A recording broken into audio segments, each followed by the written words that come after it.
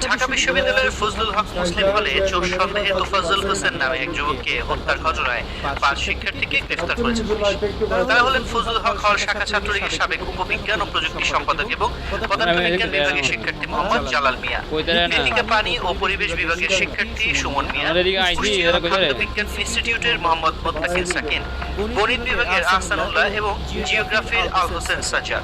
বৃহস্পতিবার DMP media and public relations police commissioner Mohammad Talibur Rahman Jago নিউজকে গ্রেফতারের বিষয়টি নিশ্চিত করেছেন। তিনি বলেন, তোফাজ্জল হোসেন হত্যাকাণ্ডে ঢাকা বিশ্ববিদ্যালয়ের 5 শিক্ষার্থীকে গ্রেফতার করা হয়েছে।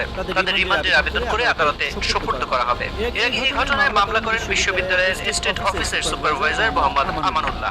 মামলার এজাহারে মোহাম্মদ আমানুল্লাহ উল্লেখ করেন, 18 সেপ্টেম্বর রাত 8:45টার সময় একজন যুবক ঢাকা বিশ্ববিদ্যালয়ের ফজলুল হক মুসলিম হলের গেটে সন্দেহজনকভাবে ঘোরাফেরা করছিলেন। এ সময় বিশ্ববিদ্যালয়ের কিছু ছাত্র তাকে